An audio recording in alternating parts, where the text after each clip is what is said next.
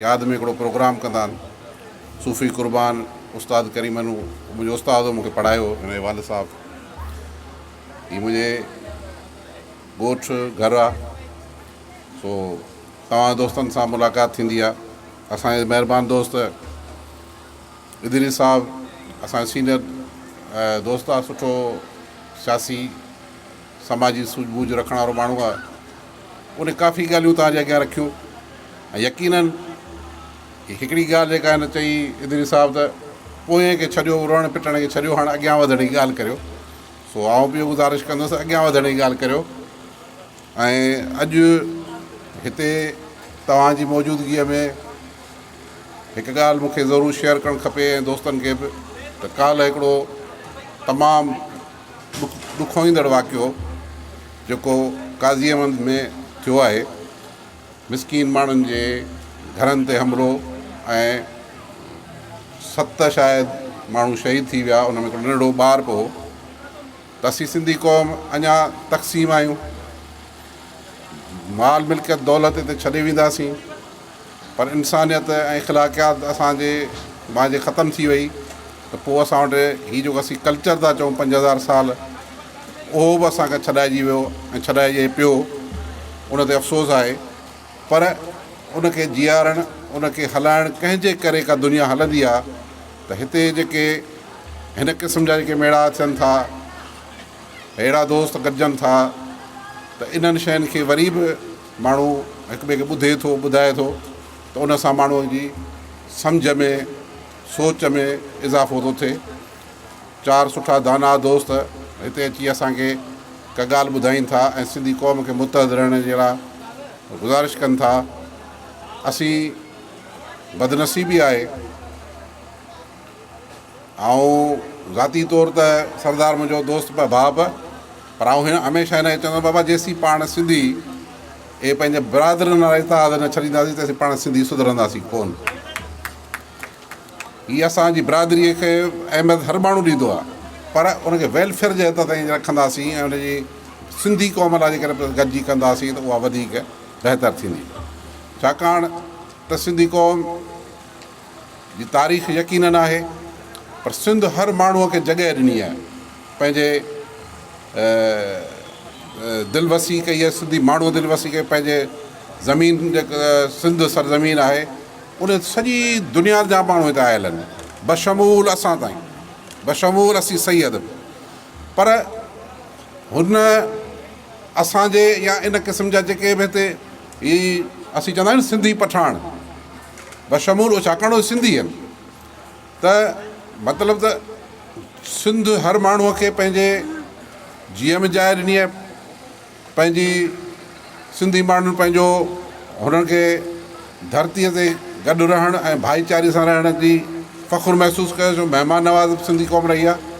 पर हाणे जेको गुज़िश्ता 50, 60, 70 या 100 सालनि जे अंदरि जेका माइग्रेशन थी आहे, उहा यकीनन इदरीस साहब सही थो चए त उहो सिंध सां हिकिड़ी वेसा घाती थियण जे बराबरि आहे। ऐं हिकिड़ी गुज़ारिश करियां त असीं फ़ख़ुर सां बि चवंदा आहियूं त असांजो साईं GM साहिब उन करारदाद पाकिस्तान पेश कई, उहा इन लाइ कान कई हुई त असीं अक़िलतम थियूं या सिंधियुनि खे हुकूक न मिले। सिंध जे हुकूकनि लाइ, सिंध जे बहितरीअ लाइ करारदाद पाकिस्तान पेश कई वई। यकीनन जॾहिं वरी माण्हू असांखां सवाल कंदा त पोइ साईं छो हुन खां हटी वियो, यकीनन जॾहिं हुन महसूसु कयो, जल्द महसूसु करे वरितो त हीअ शायदि असां सां वेसा घाती थी। पर असीं हिन मौजूदा पाकिस्तान में अॼु बि चऊं था त जेकॾहिं असांखे पंहिंजी मुतहद रहणो आहे, सिंधी क़ौम खे बाशऊर क़ौम असीं चऊं था, त उनखे पंहिंजे शऊर खे ते नज़र विझणी पवंदी। सिंध में रोअण पिटण वारो वक़्तु वियो, असांजे अॻियां कई सूर्य हुआ, उहे जेके जानियूं ॾेई विया, कई तारीख़ असांजे वॾनि जी, नौजवाननि जी, बुज़ुर्गनि जी तारीख़ आहे, जिन पंहिंजे हर दौर में हर जॻह ते पंहिंजो रोल अदा कयो आहे। के गुमनाम सिपाही आहिनि जिन पंहिंजो ज़िंदगी रोल अदा कयो आहे, नौजवान आहिनि जिन पंहिंजो धरतीअ लाइ पंहिंजी जान ॾेई छॾी आहे। पर असांखे हिकिड़ी शइ जेका पोइ ते रखियो थी अचे, उहा असांजे हिकु ॾींहुं जेको असां वटि अचे थो वोट जो, उन जी ग़लति इस्तेमाल जे करे असीं वरी 5 साल रहूं था, वरी रहूं था, वरी रहूं था। ऐं इहो कोन थो चवां त आऊं आयल आहियां वोट मूंखे ॾियो, पर आऊं इहो थो चवां त सिंधी क़ौम जेसिताणी पंहिंजे शऊर खे इन तरफ़ न धिकींदी त मूंखे वोट जे पर्चीअ जे बुनियाद ते मूंखे पंहिंजा नुमाइंदा आणनि, पोइ असांखे हिते चयो वेंदो आहे अदा ॿी का धुर ई कान्हे। बाबा धुर ई तव्हां मां केरु कोन्हे छा? तव्हीं आयल कोन आहियो छा? तव्हीं पढ़ियल लिखियल पियो, दानिश्वर पियो, इंजीनियर पियो, डॉक्टर पियो, सुठो ॻाल्हाइण बि अचे थो, पढ़ियल पियो, लिखो बि था, पढ़ो बि था, शौर बि अथव, पोइ तव्हां ऐं असां में कहिड़ो फ़र्क़ु आहे?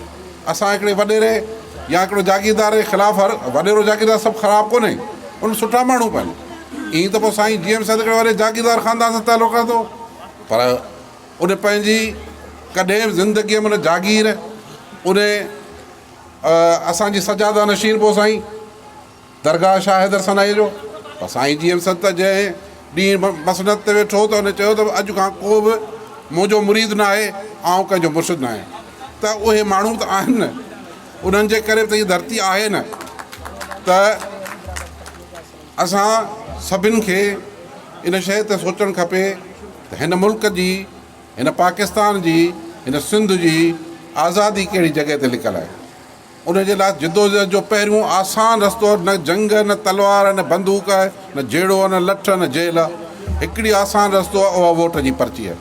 जे असां उनखे दुरुस्त अंदाज़ में इस्तेमालु कयो, यकीनन अॻियां असां लाइ मंज़िल बि आसान थींदी। असांजे अॻियां बलोचिस्तान जो मिसाल आहे, यकीनन उते सरदारी क़बाइली निज़ाम आहे, पर इदरीस साहब या असांजे इलाही सीनियर दोस्त ॿुधाईंदा त उन बलोचिस्तान में सरदारनि खे बि आम सियासी कारकुननि हारायो आहे। तारीख़ आहे उहा, या तारीख़ आहे, अदा आहे, त उहा तारीख़ आहे। त असीं छो था चऊं त इहो कॾहिं असीं जॾहिं बलोचिस्तान जहिड़े हिकिड़े पसमानंदा इलाइक़े में बि जॾहिं माण्हू फ़ैसिलो करे था वठनि, उनजा नौजवान दुरुस्त फ़ैसिलो करे था वठनि, पंहिंजे बुज़ुर्गनि खे सम्झाइनि ॿुधाइनि था, त उनजो रिज़ल्ट बि अचे थो। त असांखे इज्तिमाही तौरु सैयद, मेमण, चांडियो, मक्सी या जेके असीं हिते ख़ासकेली मेमण, इहे सभु आहियूं, असांजूं ज़ातियूं आहिनि, असांजो ख़ानदान आहे, असांजो हिकिड़ो तसलसुल हिकिड़ो अचे थो, असांजो हस्ब नसब आहे, उन ते असांखे फ़ख़ुरु हुअणु खपे। पर जंहिं ॾींहुं असीं सिंधी थी पियासीं ऐं सिंध धरतीअ लाइ सोचियोसीं ऐं सिंध जे हिकु आवाज़ लाइ सोचियोसीं, यकीनन पाण खे कामयाबियूं बि मिलंदियूं। अॼु आऊं तव्हांखे ॿुधायां त हीअ सकरनि में राति जेको वाक़ियो थियो आहे, साईं ज़ैन शाह वेठो आहे। हाणे इन जो इहो मक़सदु कोन्हे त ज़ैन शाह रुगो सियासत थो चमकाए, पर उन हिकिड़ो असां सभिनी खे ॿुधायो त बाबा हीअं थी सघे थो त हीअं अची हिन ग़रीबनि सां गॾिजी सघो था। हिन खां हिकिड़ो मिसाल थी सघियो आहे त असां सभिनी खे पंहिंजे शऊर लाइ, पंहिंजे जिदोजहद खे वधाइण लाइ हिकु शइ खे सोचणु खपे त आसान रस्तो पहिरीं वठूं त कंहिं मंज़िल ते पहुचूं, पोइ अॻियां पंहिंजो तयन ताईं पाण करे सघो था, तईं पंहिंजे लाइ रस्ता खोले सघो था। असां सभिनी खे हिते गॾु करण ते सरदार अयाज़ ऐं उनजे सॼे ख़ानदान जा शुक्रगुज़ार आहियूं जो हमेशह असांखे हिकिड़ो मौक़ो मिलंदो आहे। असीं तव्हां सां दोस्त वीचार वंडींदा आहियूं। हिते असां वटि असांजे हाला, मटियारी, सईदाबाद, ही ख़ितो जेको आहे उन में काफ़ी वॾा माण्हू पैदा थिया।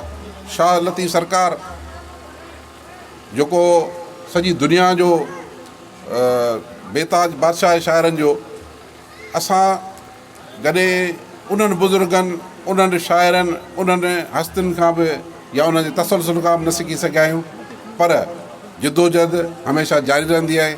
असांखे अॻिते मंज़िल वधाइणु खपे, क़दम वधाइणु खपे, पंहिंजे दोस्तनि सां गॾिजी, पंहिंजे हमख़्यालनि सां गॾिजी हिन आम ख़ल्क़ ख़ुदा जी ख़िदमत करणु खपे। तरक़ियूं बि थींदियूं आहिनि, रोड बि ठहंदा आहिनि, बिजलियूं बि ईंदियूं आहिनि, पर असुलु त शऊर जी तरक़ी थियणु खपे। हिन ख़िते में असांजे सिंध धरतीअ में वॾा वॾा माण्हू पैदा थिया आहिनि ऐं अञा बि मौजूदु आहिनि। अञा बि जिदोजहद हले थी, अञा बि माण्हू आहिनि। असां सभु गॾिजी हिन धरतीअ लाइ, हिन मुल्क लाइ, हिन पाकिस्तान लाइ सोचूं। इंशा अल्लाह ताला हमेशह कामयाबियूं असांजा क़दम चुमंदियूं। महिरबानी। वॾी महिरबानी साईं।